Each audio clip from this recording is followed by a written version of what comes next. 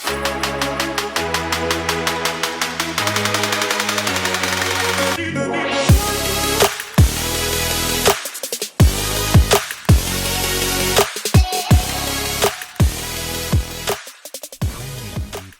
semua, saat ini kami dari kelompok 6 akan membahas salah satu tugas mata kuliah struktur kayu mengenai pembebanan pada struktur kayu semester 4, program studi D4 Teknik Konstruksi Jalan dan Jembatan, jurusan Teknik Sipil, Politeknik Negeri Manado, dari dosen Ibu Esther Litawani.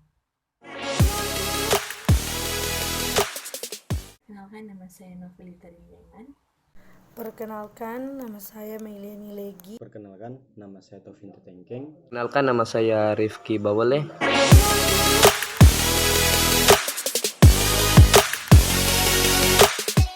Penetapan besarnya muatan-muatan atau beban yang bekerja pada struktur harus mengacu pada ketetapan atau struktur yang berlaku, misalnya Dana Normalisasi Indonesia NI 02006, NI 02007. Peraturan-peraturan pembebanan yang dikeluarkan oleh Departemen Pekerjaan Umum, Tenaga Perum Kereta Api, dan sebagainya.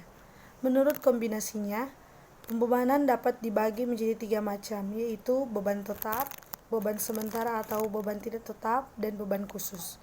Beban tetap adalah beban yang berlangsung selama lebih dari 3 bulan, dan beban bergerak yang bersifat tetap atau terus-menerus seperti berat sendiri, tekanan tanah, tekanan air, barang-barang gudang, kendaraan di atas jembatan, dan sebagainya.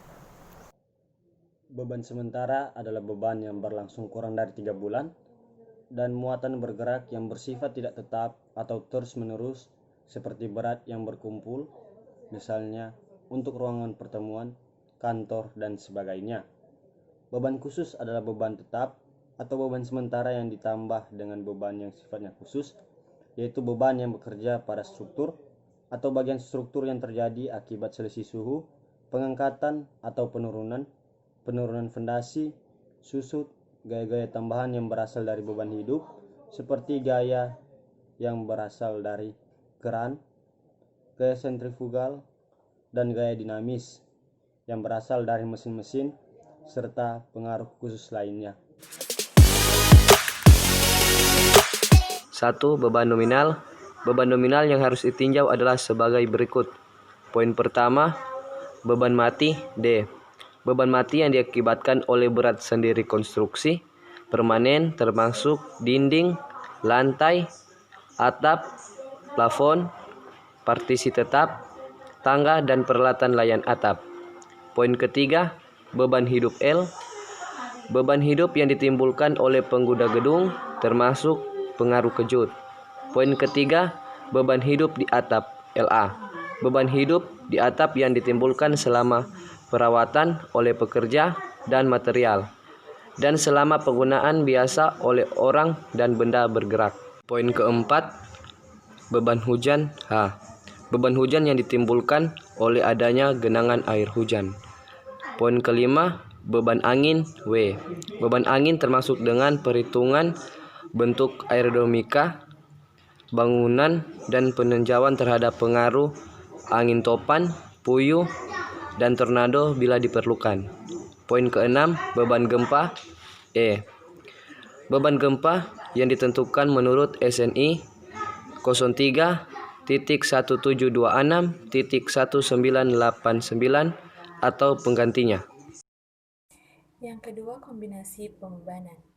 Apabila ditentukan struktur, komponen struktur, dan sambungannya harus direncanakan dengan menggunakan kombinasi pembebanan, di mana pada kombinasi pembebanan didapatkan beberapa persamaan. Yang pertama, 1,4D, yang kedua, 1,4D tambah 1,6 L tambah 0,5 LA atau H, yang ketiga, 1,2D tambah 1,6 LA atau H tambah 0,5 L atau 0,8 W, yang keempat 1,2D tambah 1,3 W tambah 0,5 L tambah 0,5 LA atau H, yang kelima 1,6D tambah 1,0 E tambah 0,5 L.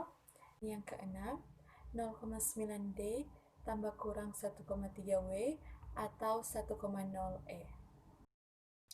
Adapun pengecualian pada faktor beban untuk beban hidup di dalam kombinasi beban persamaan 3, 4, dan 5 harus sama dengan 1,0 untuk garasi parkir, daerah yang digunakan untuk pertemuan umum, dan semua daerah di mana beban hidup lebih besar daripada 5 kPa.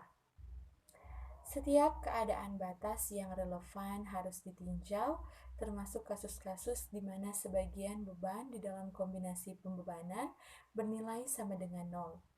Pengaruh kombinasi pembebanan yang tak seimbang harus ditinjau sesuai dengan ketentuan di dalam tata cara pembebanan gedung yang berlaku.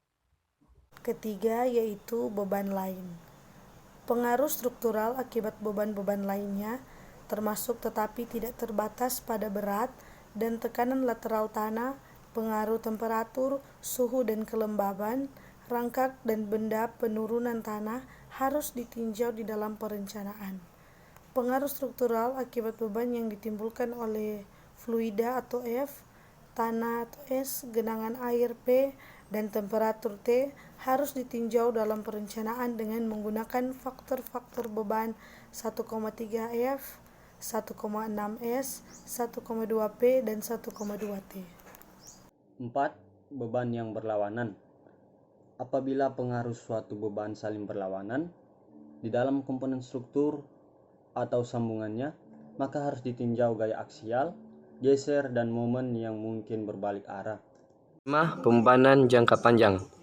Analisis yang dilakukan pada struktur dan komponen struktur yang mengalami deformasi akibat rangkap pada saat memikul beban kerja harus memperhitungkan terjadinya tambahan deformasi akibat rangkap dalam masa layanannya apabila deformasi tersebut mempengaruhi tahanan atau kemampuan layanannya.